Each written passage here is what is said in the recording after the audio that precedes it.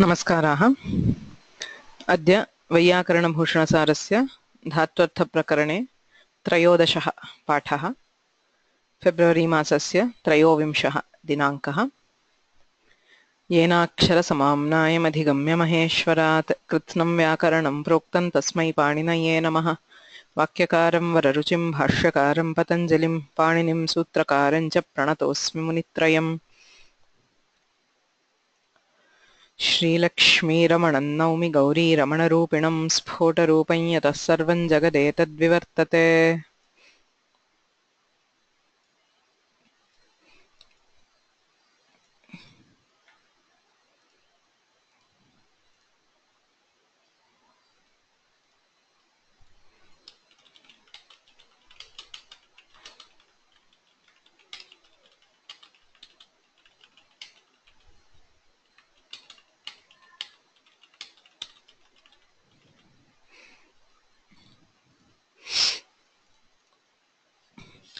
वैयाकरणभूषणसारे आदौ तिस्रः कारिकाः अस्माभिः अधीताः। तत्र प्रथमकारिकायां भट्टोजीदीक्षितैः प्रतिज्ञा क्रियते। अस्य ग्रन्थस्य उद्देश्यं वैयाकरणमतोन्मज्जनकारिकाणाम् उद्देश्यम् उच्यते। फणिभाषितभाष्याब्धेः शब्दकौस्तुभोद्धृतः तत्र निर्णीत एवार्थसंक्षेपेणेह कथ्यते। ततः धात्वर्थप्रकरणस्य प्रथमा कारिका भवति फलव्यापारयोर्धातुः आश्रयेतु तिङस्मृताः फले प्रधानं व्यापारः तिङर्थस्तु विशेषणम्। अर्थात् धातुः फलस्य व्यापारस्य च वाचको भवति वैयाकरणसिद्धान्ते। तिङः तिङ्प्रत्ययाः आश्रयाणां फलाश्रयस्य कर्मणः तथा व्यापाराश्रयस्य कर्तुः वाचकाः भवन्ति तिङ्प्रत्ययाः। तत्र फलनिरूपितं प्राधान्यं व्यापारे दृश्यते। अर्थात् धात्वर्थयोः फलव्यापारयोर्मध्ये फलं प्रकारीभूतं व्यापारः प्रधानं। तिङर्थस्तु विशेषणं। तिङर्थाः कर्तृकर्मसंख्याकालाः सर्वदापि विशेषणत्वमेव प्राप्नुवन्ति। तिङर्थः कर्म फले विशेषणं भवति। तिङर्थः कर्ता व्यापारे विशेषणं भवति। तिङर्थः संख्या कर्तरि विशेषणं भवति।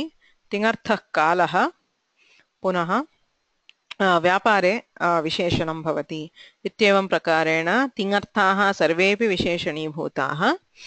धात्वर्थे फलव्यापारयोर्मध्ये फलं गौणं व्यापारः प्रधानम् इत्येवं वाक्यार्थः पदार्थः वाक्यार्थः इत्युभयं निरूपितं भट्टोजीदीक्षितैः।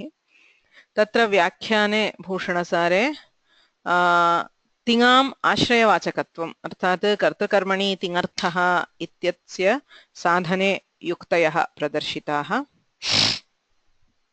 अनन्तरं तिङर्थानाम् अन्वयः अर्थात् संख्यायाः तिङर्थसंख्यायाः तिङर्थे कर्तरि एव अन्वयः, एवं तिङर्थ कालस्य धात्वर्थे व्यापारे अन्वयः इत्यत्र सर्वत्र युक्तयः प्रदर्शिताः। ततः मूले उच्यते कारिकायां फलव्यापारयोस्तत्र फले तङ्यक्चिणादयः व्यापारे शप्ष्णमाद्यास्तु द्योतयन्त्याश्रयान्वयम्। तत्र कर्ता कर्म इत्युभयं तिङ्प्रत्ययेन उच्यते। तर्हि सर्वत्र कर्तृकर्मणोरुभयोः प्रतीतिः भवति वा इति चेत् न भवति। क्वचित् कर्तुः भवति क्वचिच्च कर्मणः, उभयोः प्रतीतिः कदापि न भवति। तर्हि क्व कर्तुः प्रतीतिः क्व कर्मणः प्रतीतिः कथं ज्ञायते इति प्रश्ने इयं कारिका वदति तत्र फले आश्रयान्वयं द्योतयन्ति। के द्योतयन्ति? तङ् यक् चिणादयः। तङ् इत्यनेन आत्मनेपरप्रत्ययाः, यक् सार्वधातुके यक् इति भावकर्मणोर्विहितः यक् प्रत्ययः, चिण् भावकर्मणोः चिण् भावकर्मणोः इति सूत्रेण लुङ्लकारे च्लेः भावे कर्मणि विहितः चिणादेशः इत्यादयः फले आश्रयान्वयं द्योतयन्ति। अर्थात् फलाश्रयः कर्म कर्म द्योतकाः भवन्ति तङ् यक् चिणादयः। व्यापारे शप् श्नमाद्यास्तु शप् श्नम् इत्यादयः गणविशिष्टाः विकरणप्रत्ययाः कर्तरि सार्वधातुके कर्तरि इत्यधिकारे विहितत्वात् व्यापारे आश्रयान्वयं द्योतयन्ति अर्थात् कर्तृद्योतकाः यगादयः कर्मद्योतकाः शबादयस्तु कर्तृद्योतकाः द्योतकं नाम किं द्योतकं नाम तात्पर्यग्राहकं वाचकद्योतकयोः विशेषः अस्माभिः अवगतः so वाचकं is one which expresses its own meaning द्योतक is that which helps something else to express a particular meaning एवं तात्पर्यग्राहकम् अथवा विवक्षा यत्र भवति तस्य द्योतकाः भवन्ति इदं च उपलक्षणमात्रम् अर्थात् क्वचित् यत्र शबादयः न भवन्ति अथवा यगादयः न भवन्ति तत्रापि कर्तृकर्मणोः प्रतीतिः भवत्येव समभिव्याहृतपदमाश्रित्य अर्थात् प्रथमान्तकर्तृपदस्य समभिव्याहारे कर्तृवाचकत्वम् एवं तृतीयान्तस्य कर्तृपदस्य समभिव्याहारे तिङः कर्मवाचकत्वम् इत्येवं रूपेण बोधः भवति अतः एतद् उपलक्षणमात्रम् द्योतकञ्च तात्पर्यग्राहकम् इति ह्यः दृष्टम् अग्रे कर्मवद्भावस्य ईषत्परिचयः प्राप्तः स कर्मवद्भावः अग्रिम चतुर्थकारिकायां पुनश्च अग्रे पुनः पुनः विमृश्यते भूषणसारकारेण अतः को नाम कर्मवद्भावः इति अवगतम् विवक्षातः कारकाणि भवन्ति इति वैयाकरणसिद्धान्तः विवक्षाम् आश्रित्य कारकत्वं भवति अर्थात् एकस्यैव पदार्थस्य भिन्ना कारकसंज्ञाः भिन्नाः भवितुमर्हन्ति विवक्षाम् आश्रित्य यथा स्थाली पचति स्थाल्यां पचति आधारत्वेन विवक्षायाम् अधिकरणसंज्ञा भवति स्थाल्यां पचति इति स्वातन्त्र्येण विवक्षायां कर्तृत्वं भवति स्थाली पचति एवम् असिना छिनत्ति असिश्छिनत्ति इति प्रायः सर्वेषामपि कारकाणां कर्तृत्वेन विवक्षा दृश्यते यदा कर्मणः कर्तृत्वेन विवक्षा भवति तत्र द्वयी गतिः दृश्यते कदाचित् समानः प्रयोगः भवति यथा ग्रामो गच्छति वस्तुतः ग्रामं गच्छति इति प्रयोगः ग्रामः कर्म किन्तु गमनमार्गः अत्यन्तं सुकरः अथवा बहु समीपे अस्ति मार्गः इत्यतः ग्रामः इत्यतः गमने परिश्रमविशेषः नास्ति इति यदा विवक्षा तदा ग्रामो गच्छति स्वयं गच्छति इत्युक्ते स्वयं प्राप्यते प्राप्त्याश्रयः भवति इति विवक्षा एवं हस्ती आरोहति कश्चित् हस्तिनम् आरोहति हस्ती नाम गजः गजमारोहति गजस्य आरोहणे तत्र श्रमविशेषः अपेक्ष्यते अंकुशादिना तस्य तर्जनं पुनः न्यग्भावनम् इत्यादि किन्तु गजः स्वयं यदि आरोहणस्य अनुकूलः भवति तदा हस्ती आरोहति यथा स्थाली पचति तथा हस्ती आरोहति ग्रामो गच्छति शास्त्रार्थः अवगच्छति कश्चित् छात्रः शास्त्रार्थम् अवगच्छति इत्येव प्रयोगः इत्युक्ते तत्र कर्म शास्त्रार्थः किन्तु स्वयम् अवगतः भवति छात्रस्य श्रमलेशं विना गुरोः कृपालेशमात्रेण स्वयं शास्त्रार्थः अवगतो भवति इत्यर्थे शास्त्रार्थः अवगच्छति इत्यादि प्रयोगाः दृश्यन्ते so they are very similar to the prayogas like स्थाली पचति असिश्छिनति किन्तु यदा कर्मस्थक्रियाः तत्र धातवः द्विविधाः काश्चन क्रियाः तादृश्यः यत्र क्रियाकृतविशेषः कर्मणि न दृश्यते यथा ग्रामं गच्छति कश्चित् ग्रामं गच्छतु न वा ग्रामे कोऽपि विशेषः न भवति एवं कश्चित् गजम् आरोहति न वा गजे कोऽपि विशेषः न भवति न दृश्यते किन्तु यदा पचति ओदनं पचति तदा पक्वे ओदने विशेषः दृश्यते विक्लित्तिरूपं फलं स्पष्टं दृश्यते एवं काष्ठं भिद्यते कश्चित् काष्ठं यदि भिनत्ति तर्हि भिन्नस्य अभिन्नस्य च काष्ठस्य विशेषः दृश्यते एव अतः तादृश्यः क्रियाः कर्मस्थक्रियाः इत्युच्यन्ते यत्र क्रियाकृतः विशेषः कर्मणि दृश्यते तादृशस्थले यत्र कर्मस्थक्रियाः भवन्ति तदा यदि कर्मणः कर्तृत्वविवक्षा भवति तर्हि रूपं समानं न भवति। तत्र कर्मवत् कर्मणा तुल्यक्रियः इति सूत्रेण कर्मवद्भावः विधीयते। अर्थात् कर्तरि लकारे अपि कर्मवत् कार्याणि भवन्ति। अर्थात् तङ् यक् चिण् चिण्वद् इट् इत्यादीनि कार्याणि कर्तरिप्रयोगे अपि भवन्ति इति नियमः। कर्तृस्थक्रियाणां कर्मवद्भावः न भवति, अर्थात् कर्तृवदेव रूपाणि। ग्रामो गच्छति, यथा रामो गच्छति तथा ग्रामो गच्छति इति प्रयोगः। रूपे विशेषः न दृश्यते। कर्मस्थक्रियाणां तु कर्मवद्भावः भवति, अतः ओदनः पचति इति रूपं न भवति, ओदनः पच्यते इत्येव रूपम्। अयं कर्मवद्भावः। अधुना उच्यते ननु एवम्। एवं नाम पूर्वं किमुक्तं, फलव्यापारयोस्तत्र फले तङ् यक् चिणादयः द्योतयन्त्याश्रयान्वयम् इति उक्तं। ननु एवं क्रमादमुं नारद इत्यबोधिसः इत्यादौ पच्यते ओदनस्वयमेव इत्यादौ च व्यभिचारः अयं नियमः।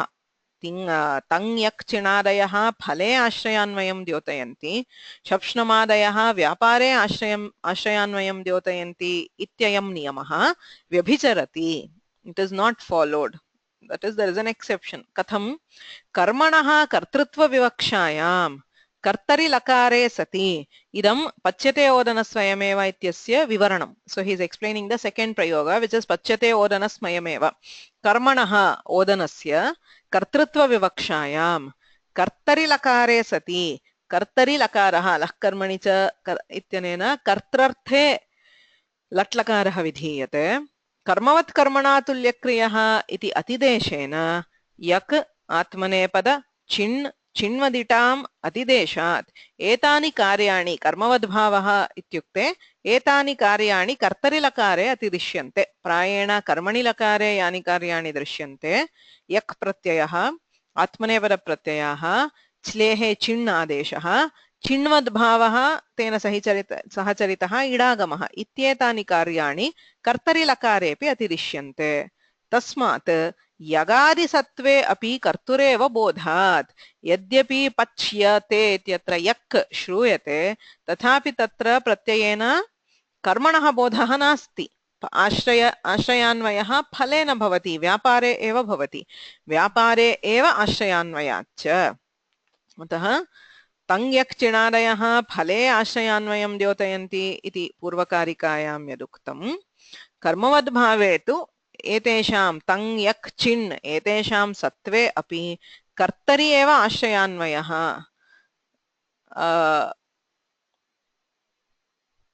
न तु कर्मणि। अर्थात् व्यापारे आश्रयान्वयः दृश्यते, न तु कर्तरि। कर्ता एव आश्रयः, आश्रयस्य अन्वयः व्यापारे भवति, न तु फले। तर्हि पूर्वकारिका कथं युज्यते इति प्रश्नः। नन्वेवं क्रमादमुं नारद इत्यबोधिसः इत्यादौ पच्यते ओदनस्वयमेव इत्यादौ च व्यभिचारः कर्मणः कर्तृत्वविवक्षायां कर्तरिलकारे सति कर्मवत् कर्मणा तुल्यक्रियः इति अतिदेशेन यक् आत्मनेपद चिण् चिन्वदिटाम् अतिदेशात् यगादिसत्त्वे अपि कर्तुरेव बोधात् व्यापारे एव आश्रयान्वयाच्च इति पच्यते ओदनस्वयमेव इत्यस्य विवरणम्। क्रमादमुं नारद इत्यबोधिसः इत्यत्र कथम्? अबोधि इत्यत्रापि क्रमात् अमुं नारदः इति अबोधिसः इत्यस्ति। बुध्यतेः, बुध अवगमने इति धातुः, तस्मात् कर्तरि लुङ्लकारः। इट् इस् अ नार्मल् कर्तर्थे लुङ्लकारः।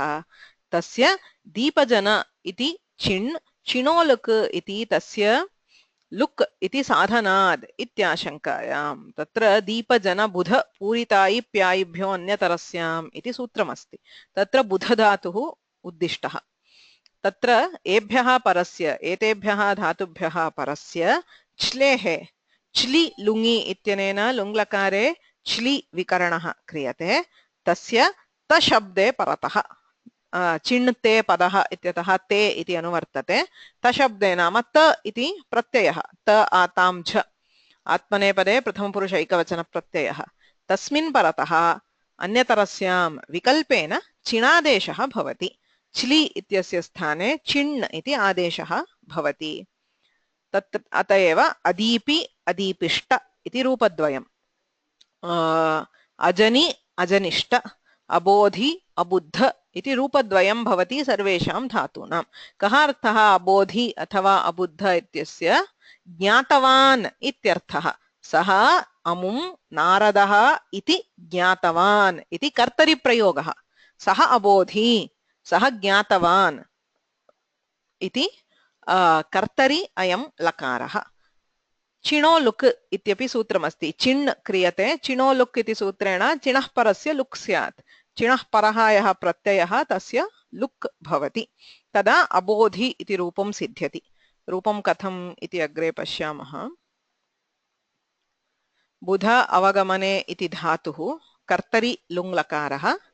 बुध लुङ्, लुङ् इति सूत्रेण लुङ् लकारः।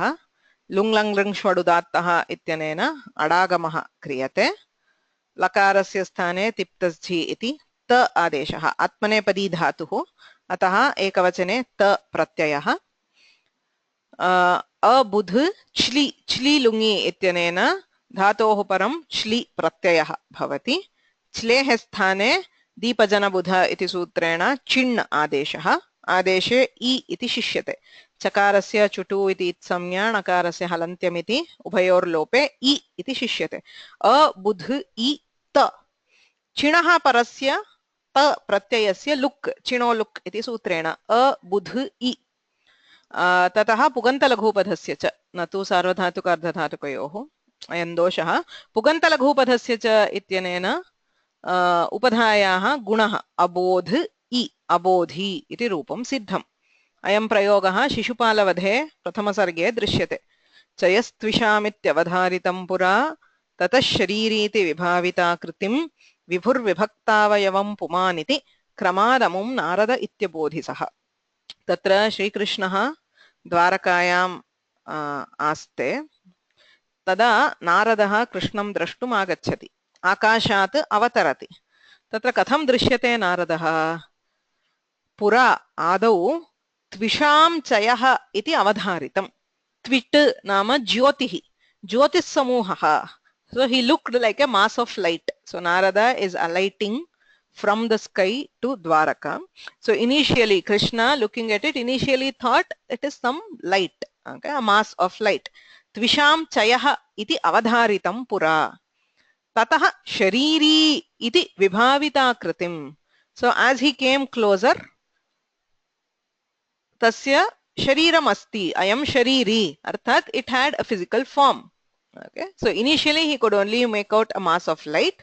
So then he could make out some form. Shariri iti vibhavita kritim vibhuhu vibhaktavayavam pumaniti. So then still as he came closer, he could make out the different vibhakta avayavaha. Vibhaktaha avayavaha yasya. So he could make out the different organs and then realized it is a man.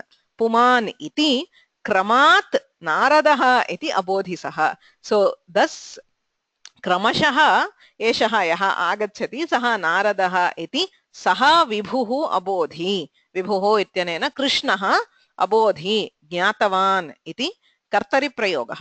Okay, so what we want here is the कर्तरिप्रयोग. सः विभुः अमुं नारदः इति अबोधि. कृष्णः एतं नारदः इति ज्ञातवान् इति कर्तरिप्रयोगः. तत्रापि चिण् अस्ति, किन्तु चिणः सत्त्वेपि अत्र व्यापारे एव अन्वयः न तु फले. अर्थात् अत्र चिण् अपि कर्तृद्योतकः न तु कर्मद्योतकः.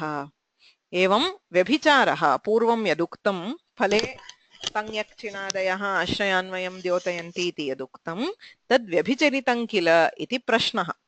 तदा उच्यते पुनः कारिकासु उत्सर्गोऽयं कर्मकर्तृविषयादौ विपर्ययात् तस्माद् यथोचितं ज्ञेयं द्योतकत्वं यथागमम्. अन्वयः अयम् उत्सर्गः पूर्वं यदुक्तं सः उत्सर्गः कर्मकर्तृविषयादौ विपर्ययात् तस्मात् यथोचितं यथागमं द्योतकत्वं ज्ञेयम् इति दीक्षितैरेव स्पष्टीक्रियते. कः अर्थः? अयम्, अयं नाम किं? पूर्वकारिकया यदुक्तं यगादीनां कर्मद्योतकत्वं शबादीनां कर्तृद्योतकत्वम् इति यदुक्तं सः उत्सर्गः नाम सामान्यनियमः। सामान्यः उत्सर्गः इति यत्र उच्यते तत्र अपवादः भवत्येव। उत्सर्गापवादौ मिलित्वा एव भवतः। यत्र यत्र उत्सर्गः कश्चित् भवति तत्र अपवादोऽपि भवति। सर्वे नियमाः सापवादाः इत्येव कश्चिन् नियमः।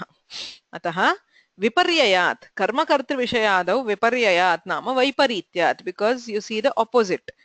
यगादीनां सत्त्वे अपि कर्तृद्योतकत्वमेव न तु कर्ता एव बुध्यते न तु कर्म इत्यतः वैपरीत्यात् अयम् उत्सर्गः नाम सामान्यनियमः, तस्य अपवादाः सन्त्येव। कर्मकर्तृविषयादौ नाम पच्यते ओदनस्वयमेव इत्यादौ। सो दिस इज द मूल ऑफ भूषणसार। अत्र हि एकौदनाभिन्नाश्रयकः पाकानुकूलः व्यापारः इति बोधः। ओदनः पच्यते इत्यत्र ओदनः कर्ता न तु कर्म, अतः कर्तरि अन्वयः। एकत्वा संख्यावच्छिन्न ओदनाभिन्न कर्त्राश्रयः, ओदनः कर्ता, अतः ओदनाभिन्नकर्त्राश्रयः विक्लित्यनुकूलः व्यापारः। यथा चैत्रः पचति इत्यत्र एकत्वसंख्यावच्छिन्न चैत्राभिन्नकर्त्राश्रयः विक्लित्यनुकूलः व्यापारः, तथैव ओदनः पच्यते इत्यत्र एकत्वसंख्यावच्छिन्न ओदनाभिन्नकर्त्राश्रयः विक्लित्यनुकूलः व्यापारः इति शाब्दबोधः। अर्थात् कर्तुः एव प्रतीतिः न तु कर्मणः। क्रमात् इति आदिपदग्राह्यम्। तत्र किमस्ति? कर्मकर्तृविषयादौ, कर्मकर्तृविषये तथा आदौ इत्यादिषु। सो व्हाट इज आदि? क्रमादमुं नारद इत्यबोधिसः इति आदिपदग्राह्यम्। अत्र सामान्य विशेषज्ञानपूर्वक एकनारदविषयक ज्ञानानुकूलः कृष्णाभिन्नाश्रयकः अतीतो व्यापारः इति बोधः। सो अत्र सः नाम कृष्णः क्रमात् अमुं नारदः इति अबोधि। सः अबोधि नाम सः ज्ञातवान्। एकत्वसंख्यावच्छिन्न कृष्णाभिन्न कर्त्राश्रयः, अतः अत्र सः कृष्णः कर्ता। सो तदाश्रयः अतीतः नाम भूतकालिकः व्यापारः। कीदृशः व्यापारः? ज्ञानानुकूलः, एकनारदविषयक ज्ञानानुकूलः व्यापारः। अत्रापि चिण्, चिणः सत्त्वे अपि आश्रयस्य व्यापारे एव अन्वयः न तु फले। कर्त्राश्रयः व्यापारः इति व्यापारः, व्यापारे अन्वयः। तस्मात् यथोचितं यथागमं ज्ञेयम्। यथोचितं, यथागमं नाम आगमम् अनतिक्रम्य यथागमम्। आगमः नाम अत्र शास्त्रं, सूत्रं, सूत्रम् अनतिक्रम्य, सूत्रेण यद् बोध्यते। अर्थात् दीपजन इत्यादिना कर्तरि एव चिन् प्रत्ययः विधीयते। एवं कर्मवत् कर्मणा तुल्यक्रियः इत्यनेन कर्तुः एव कर्तरिलकारे एव कर्मवद्भावः विधीयते। अतः आगमं नाम शास्त्रम् अनतिक्रम्य, यथोचितं प्रसंगौचित्यम् अपि अनतिक्रम्य। So it always depends on the context. As we saw yesterday, पेचे इति भवति, देवदत्तः ओदनं पेचे इति कर्तरि अपि भवति, देवदत्तेन ओदनः पेचे इति कर्मणि अपि भवति। अतः उचितं यथोचितं नाम प्रसंगौचित्यम् अनतिक्रम्य द्योतकत्वं बोध्यम्। सकर्मकधातु समभिव्याहृत भावसाधारण विधिविधेय चिण्यगादि कर्मद्योतकम् इति भावः। अतः केवलं चिण् यक् इत्यादयः कर्मद्योतकाः इति न, सकर्मकेभ्यः धातुभ्यः यदा विधीयन्ते किञ्च भावसाधारणशास्त्रेण नाम भावकर्मणोः इति भावे कर्मणि च सामान्यतः ये प्रत्ययाः चिण् यक् इत्यादि विधीयन्ते ते एव कर्मद्योतकाः। अतः यदा रामेण भूयते इति प्रयोगः अस्ति, तत्र भूय यक् दृश्यते किन्तु कर्मणः बोधः न भवति। किमर्थं? सः अकर्मकः धातुः। सकर्मकधातुभ्यः यदा यक् प्रत्ययो वा चिन् प्रत्ययो वा भवति, स एव कर्मवाचकः कर्मद्योतकः भवति, न तु अकर्मकधातुभ्यः विहितः। अपि च भावसाधारणशास्त्रेण भावकर्मणोः इति यत्र आत्मनेपदं विधीयते, चिण् भावकर्मणोः इति चिण् विधीयते। अथवा सार्वधातुके यक् इत्यनेन यक् विधीयते तत्रापि भावकर्मणोः इत्यनुवर्तते तादृशविधिना यत्र चिण् वा यग् वा विधीयते तत्रैव कर्मद्योतकत्वम् क्रमादमुं नारद इत्यबोधि इत्यत्र तु चिण् भावकर्मणोः इत्यनेन चिणः विधानं न अपि तु दीपजनबुध इति विशेषशास्त्रेण विहितम् अतः शास्त्रम् अनतिक्रम्य यथागमं यथोचितं द्योतकत्वं ज्ञेयम् इति कारिकायाः अर्थः उत्सर्गोऽयं कर्मकर्तृविषयादौ विपर्ययात् तस्माद् यथोचितं ज्ञेयं द्योतकत्वं यथागमम् इति चतुर्थी कारिका any questions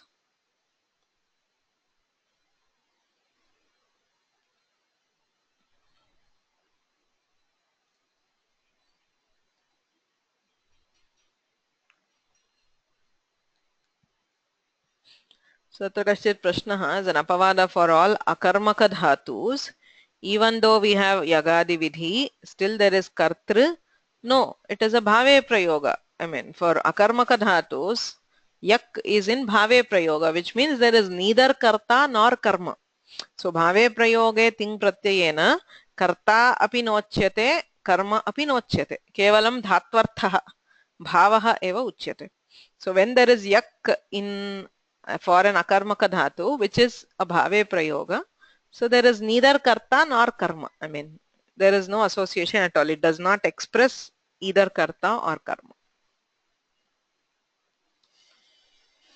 Any other questions?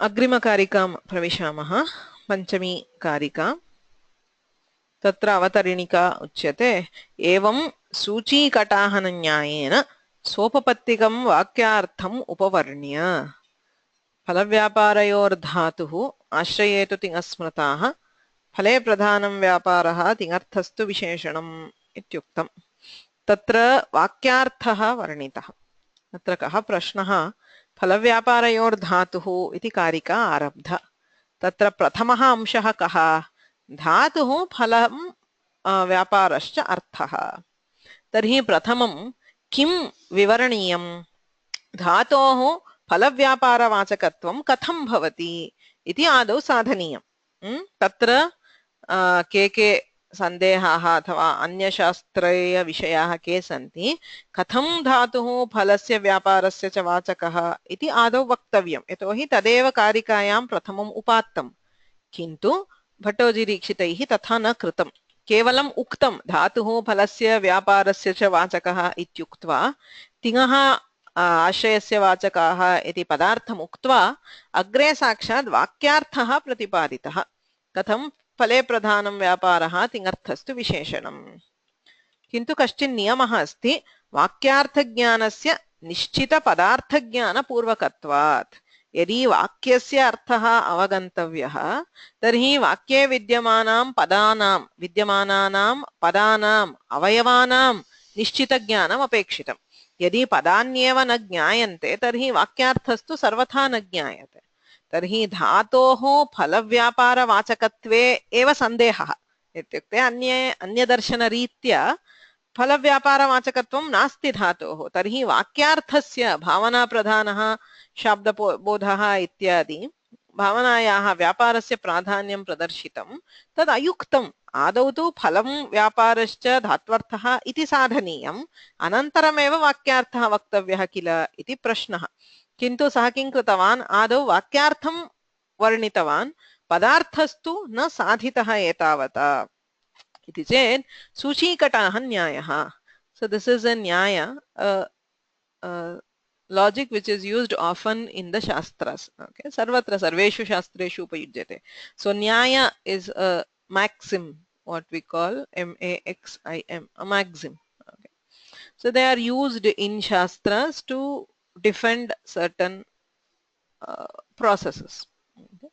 So for example and the nyaya is usually what we see in ordinary life सामान्यतः जीवने यदृश्यते तदाश्रित्य शास्त्रे विचारः यदा क्रियते तदा तस्य न्यायः इति उच्यते बहुत्र उपयुज्यते अर्धजरतीयन्यायः, एकदेशविकृतन्यायः इत्यादि बहुत्र उपयुज्यन्ते शास्त्रे। सूचीकटाः न्यायः. सूची is a needle, a small needle. Kataha is a frying pan. Okay. So both of them are made of iron or metal. So सूचीकटाः न्यायः नाम कः? कश्चित् कर्मकरः अस्ति, तस्य कार्यद्वयं विद्यते. एकं सूचीनिर्माणम् इति एकं कार्यं, कटाः निर्माणम् इति अपरं कार्यं. कार्यद्वयमपि यदा अस्ति तदा सः किं करोति इति चेत् आदौ सूचीम् एव निर्माति इति न्यायः. किमर्थम्? अल्पप्रयत्नसाध्यत्वात्. सूची निर्माणे अधिकः प्रयत्नः नापेक्ष्यते, अल्पेन प्रयत्नेन साध्यते. एकं कार्यं समाप्तम् इति तु भवति किल.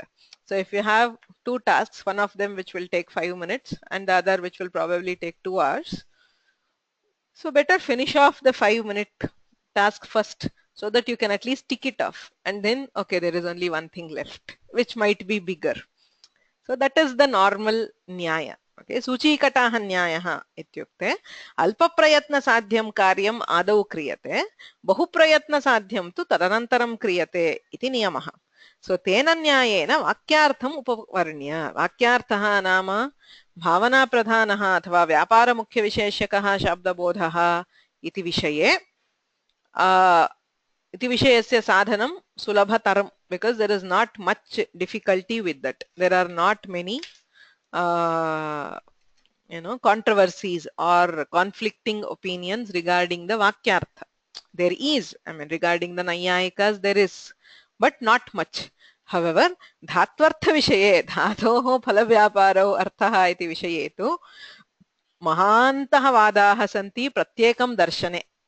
Within each darshana itself, within Mimamsakas there are several opinions, within Naiyayikas there are several opinions. So to prove the dhatvartha, that is phalavyaparau dhatvartha ityasya sadhanam bahuprayasa sadhyam.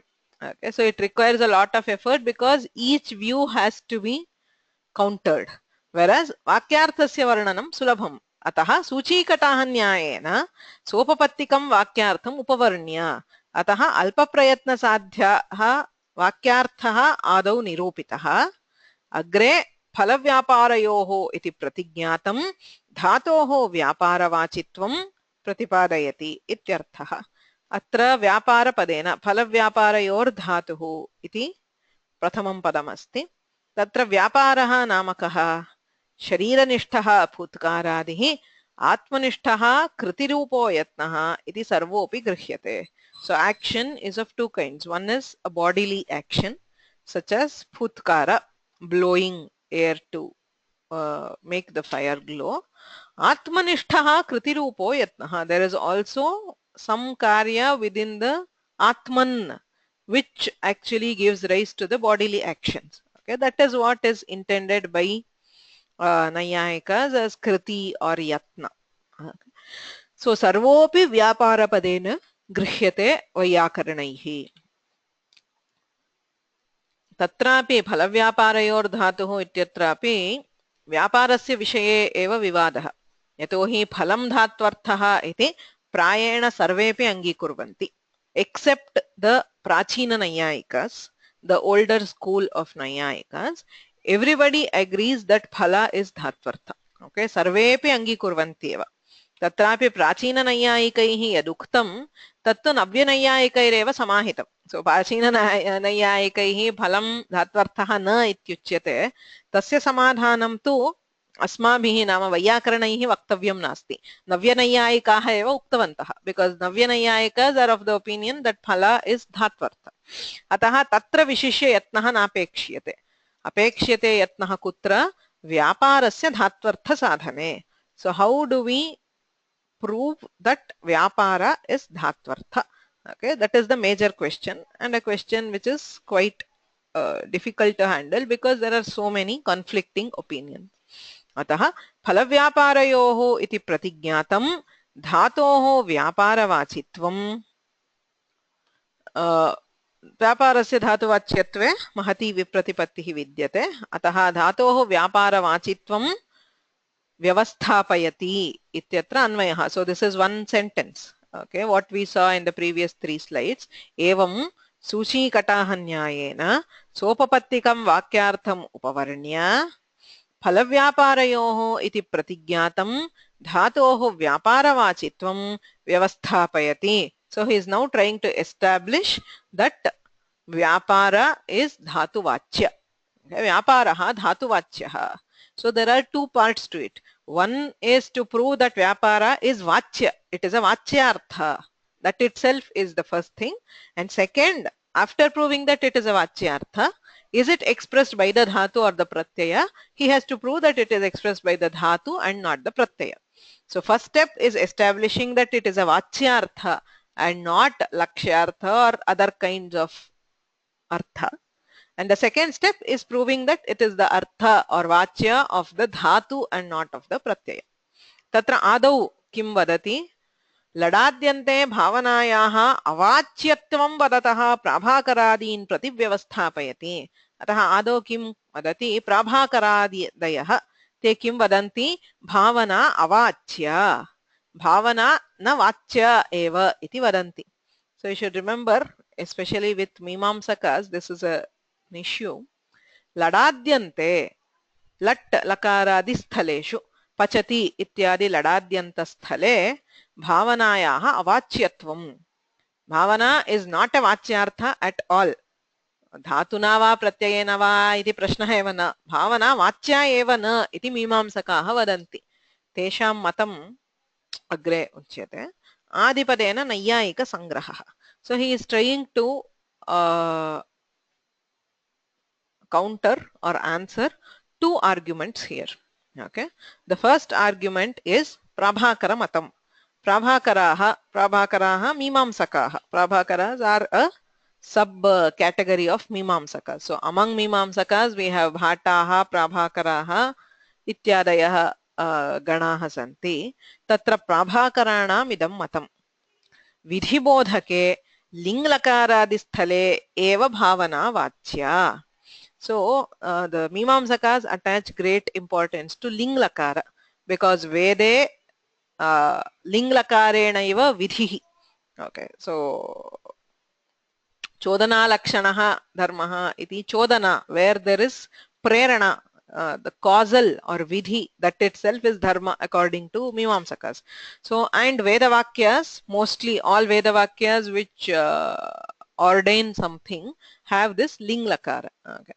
ज्योतिष्टोमेन स्वर्गकामो यजेत इत्यादि यजेत इति लिङ्लकारः. So linglakara is a predominant lakara in the Vedas, and the ling artha, which is vidhi, vidhi nimantrana mantranadhishta samprashna prarthaneshu ling ityuchyate. Tatrapi vidyarthatvam eva vidyarthatvasya eva pradhanyam मीमांसकानां मते. अतः तेषां मते प्राभाकराणां मते यत्र विधिः अस्ति लिङ्लकारादिषु तत्रैव भावना वाच्या इति तेषां मतं. तद् अतिरिक्तस्य आख्यातस्य, so other tingantas other than ling lakara or lingartha. So there are other lakaras in lingartha. So other than those cases lanadishu bhavana avachya iti tesham matam. Bhavana nochyate. Prakrityartha phalena, prakritihi nama dhatuh, dhatvarthaha phalam, phalena akshepena bhavana pratitihi. So the normal, they use this akshepa, lakshana, etc. everywhere. So they say bhavana is not vachya. It is not directly expressed. You do get bhavana by akshepa using phala. Ataha bhavana avachya phalamatram dhatvarthaha tingarthaha kalaha sankhya cha. Okay, so dhatuna phalam uchyate, ting pratyayena kalaha sankhya uchyate, bhavana api avachya, karta api avachya. So according to them, in cases other than ling lakara, ladadishu bhavana api vachyarthaha na, karta tu vachyartha kadapi na. ling lakare api karta vachyarthaha na ityeva tesham matam.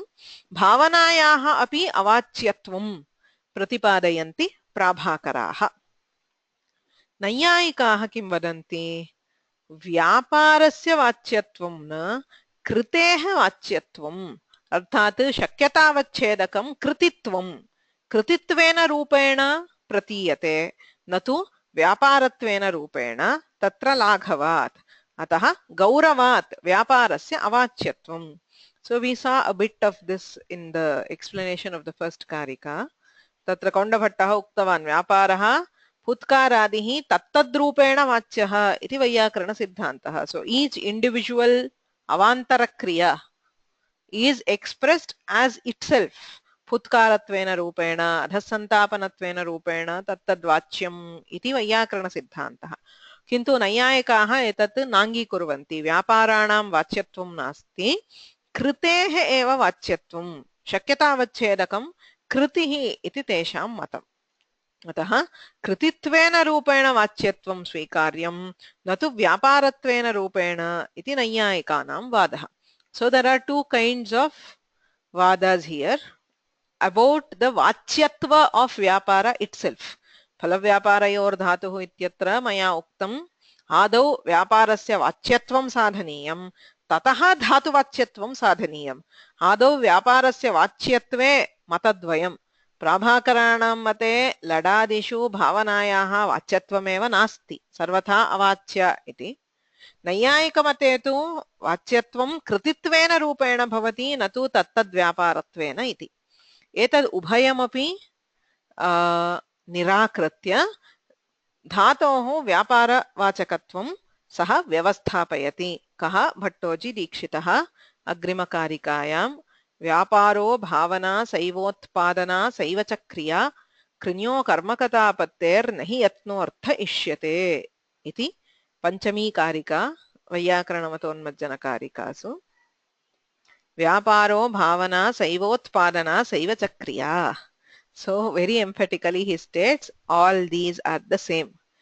व्यापारः भावना सैव उत्पादना सैव च क्रिया कृन्यः अकर्मकतापत्तेः यत्नः अर्थः न हि इष्यते इति अन्वयः. So किं वदति? He says that all kinds of vyapara, whether you call it bhavana or utpadana or kriya or kriti or yatna or whatever, everything is the same. Okay, that is what he is saying. Vyaparo bhavana saivotpadana saivacha kriya. So just because you are calling it by different terms in different darshanas, it is not different. It is all the same and all of it is vachya. Okay, that is where he is leading to. Pachati इत्यस्ति.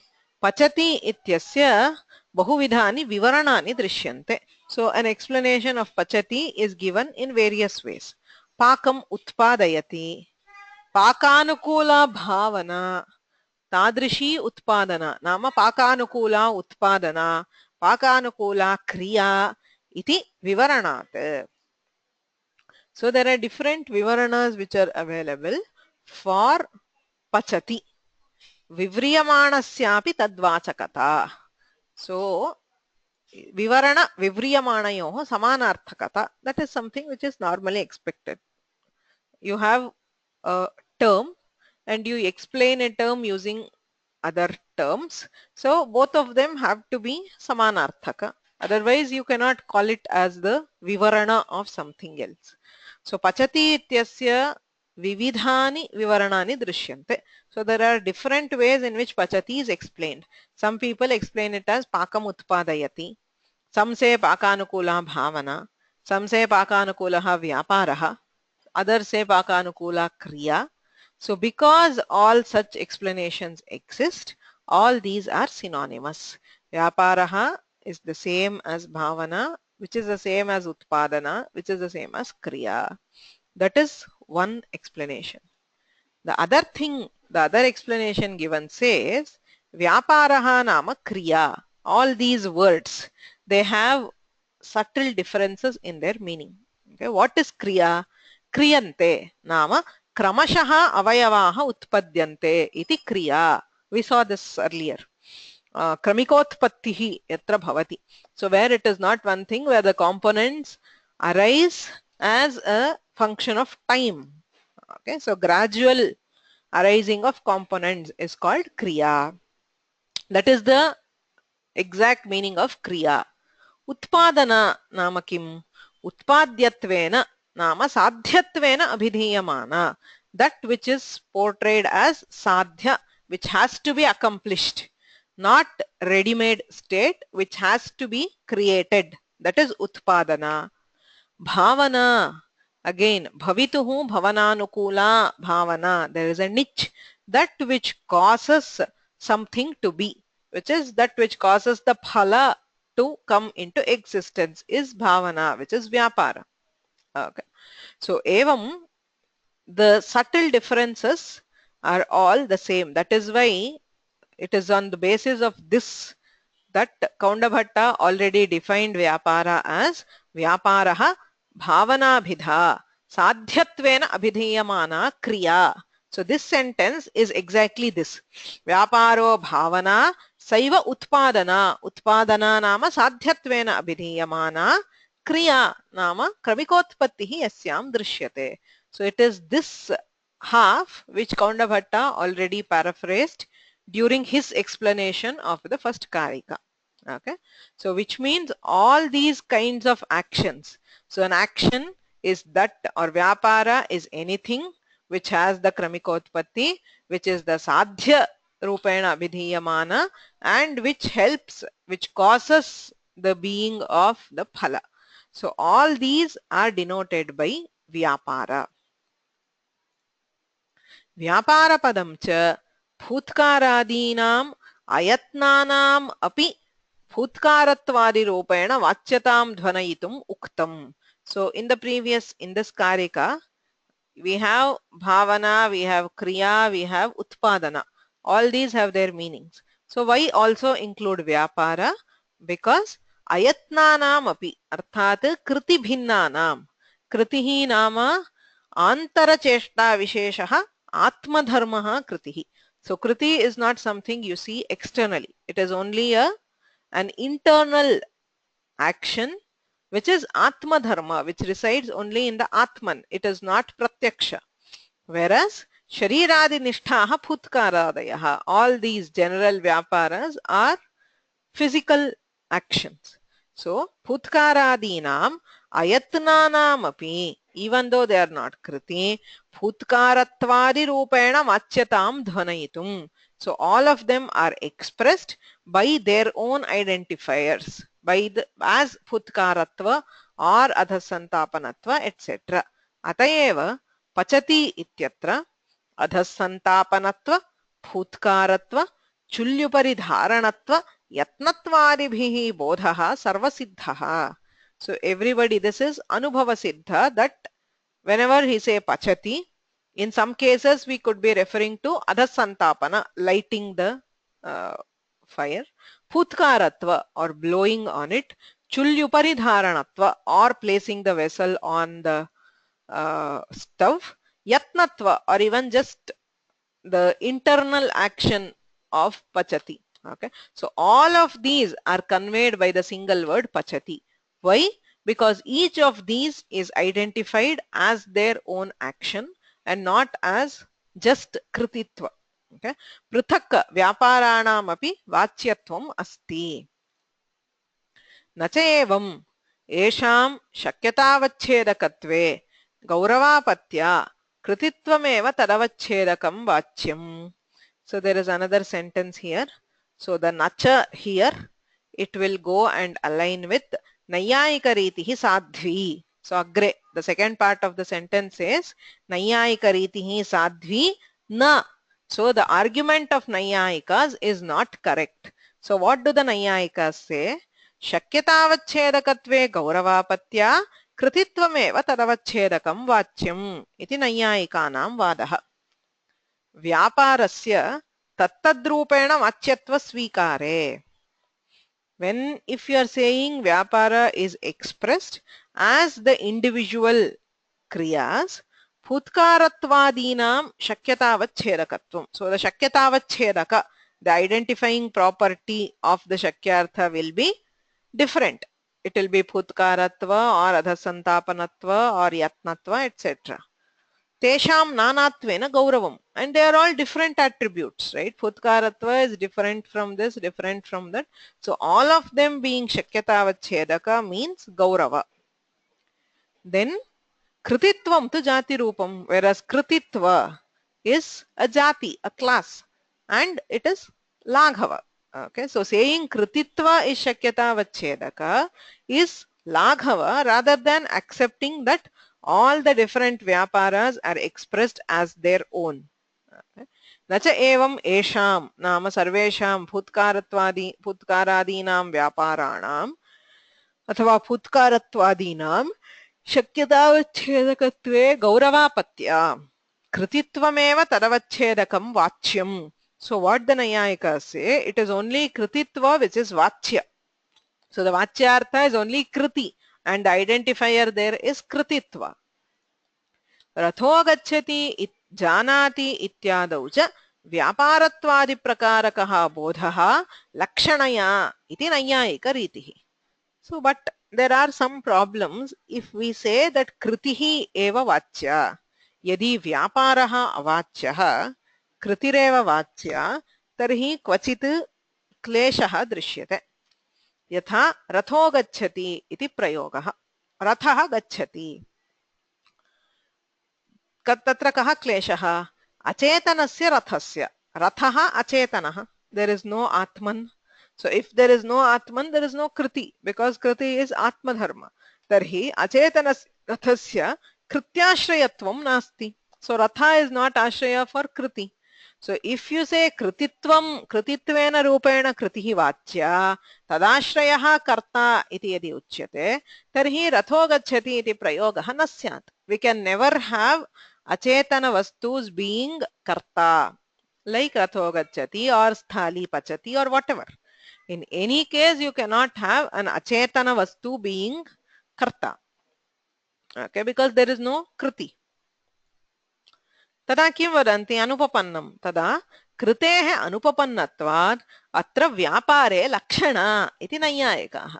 So to justify such prayogas, nayayikas say sarvatra kritireva vachyarthaha kintu atra krititvam nopapadyate. शक्यार्थ बाधे लक्षण यत्र शक्यार्थः न युज्यते अथवा बाध्यते तत्र लक्षण अर्थात् अत्र रथो गच्छति इत्यत्र लक्षणया व्यापारस्य बोधः भवति. तर्हि शाब्दबोधः कथं? गमनानुकूल व्यापाराश्रयः रथः इत्येव बोधः. So the bodha is as vyapara and not as kriti. Right? यत्र चैत्रः गच्छति इत्युक्ते कृतिमान् चैत्रः अथवा कृत्याश्रयः चैत्रः इति बोधः भवति. किन्तु अचेतनानां वस्तूनां कृत्यभावात् व्यापाराश्रयः रथः इत्येव बोधः. तत्र व्यापारः न वाच्यः अपि तु लक्ष्यः, लक्ष्यार्थः इति वदन्ति. एवमेव जानाति इति प्रयोगः. तत्रापि there is neither yatna nor vyapara. You cannot make out. So janati, these jnanarthaka dhatus according to Nayayikas, their only phala is vachya. Okay, so they say neither vyapara nor yatna. They say ashraye lakshana. So there is no vyapara also here. It is directly ashraya. So phalam asti tadashrayah chaitraha jnanashrayah chaitraha iti bodhaha. So in some cases they accept lakshana in vyapara. In some cases they accept lakshana in ashraya. व्यापारत्वादि प्रकारक बोधः अर्थात क्वचित् व्यापाराश्रयः इति क्वचित् तु साक्षात् केवलम् आश्रयः इत्यादि प्रकारक बोधः लक्षणया भवति. शक्यार्थस्तु कृतिरेव इति नैयायिकरीतिः न च साध्वी. So the na cha in the beginning relates here. It is not correct. रीतिः न साध्वी. This reasoning is not right. किमर्थम्? शक्यतावच्छेदकत्वस्यापि लक्ष्यतावच्छेदकत्ववत् गुरुनि संभवात् तयोर्वैषम्ये बीजाभावात्. So what are the Nayayikas saying here? Krititvam laghudharmah, vyaparatvam gurudharmah. Because vyaparatva is many. Futkaratva, santapanatva, etc. It is guru. Whereas krititva being a jati is laghu. Ataha laghuni krititve shakyatavachedakatva svikaraha iti nayayikaha. Okay, accepted. We say the shakyatavachedaka is laghu. But what about the lakshyatavachedaka? You still have to go to the guru. Kintu tanmate api गुरुणि व्यापारत्वे लक्ष्यतावच्छेदकं स्वीक्रियते एव. So you're saying Vyaparatva is not Shakyatavachedaka but Lakshyatabachedaka. So why not directly take it as Shakyatavachedaka? What is the difference between Shakti and Lakshana? Shakti Lakshana iti ubhayamapi padapadartha sambandhatvena tulyam. So both of them are vrittis. Padapadartha sambandhaha vrittihi. Sacha vrittihi tridha Shakti Lakshana Vyanjana. So why fight that a Guru Dharma cannot be Shakyatavachedaka but can be Lakshyatabachedaka? Lakshyatabachedakatvavat Shakyatavachedakatvasyapi Guruni Sambhavat. So it is also possible to for a Shakyatavachedaka to be Guru Dharma. Why not? Tayoho Vaishamye, to make a distinction that Shakyatavachedaka has to be Laghu but Lakshyatabachedaka can be Guru Dharma. Bija Bhavat. There is no proof.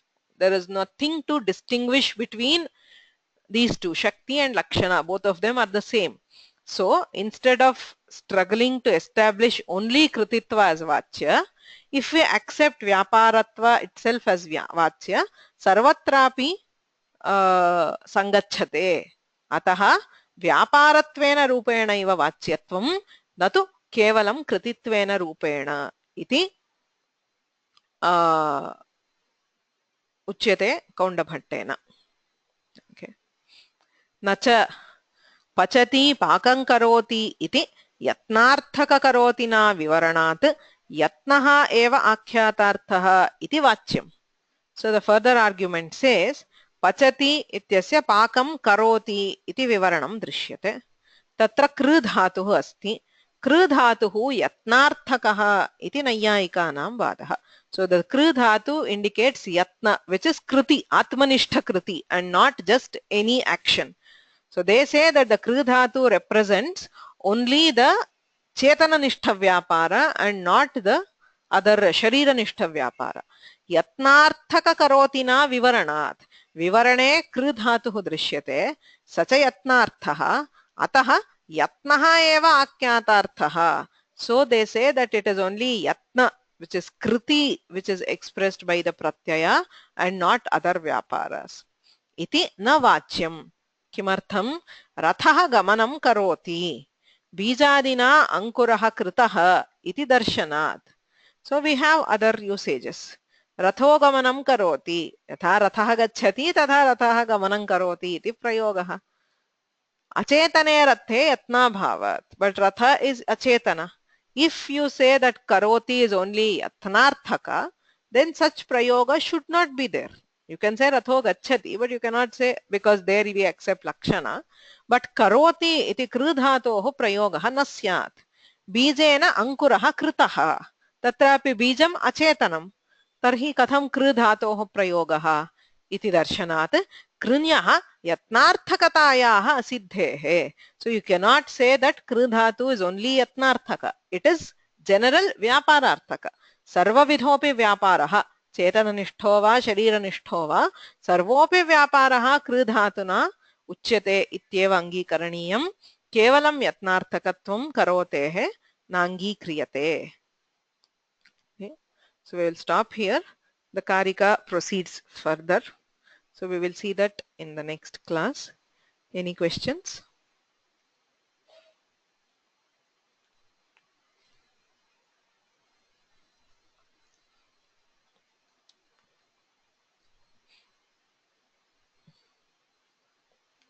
So the next class will be on Monday, because Tuesday I am not in town. So next week we will have one class on Monday and the other class on Thursday. Idanim Karikaha Patitva Samapayamaha. Pranibhashita bhashyabdhe shabda kaustubha uddhritaha tatra nirnita evartha sankshepeneha kathyate phalavyaparayor dhatuho ashrayetating asmritaha phale pradhanam vyaparas tingarthastu visheshanam phalavyaparayos tatra phale tangyakchinadayah vyapare shapshnamaadyastu dyotayantyashrayanvayam उत्सर्गोऽयं कर्म कर्तृविषयादौ विपर्ययात् तस्माद्यथोचितं ज्ञेयं द्योतकत्वं यथागमम् व्यापारो भावना सैवोत्पादना सैव च क्रिया कृण्यो कर्म कथापत्तेर्न हि यत्नोऽर्थ इष्यते किन्तु उत्पादनमेवातः कर्म वत्स्याद्यगाद्यपि excuse me, I'll be back just a moment. Maybe you should be reading these karikas.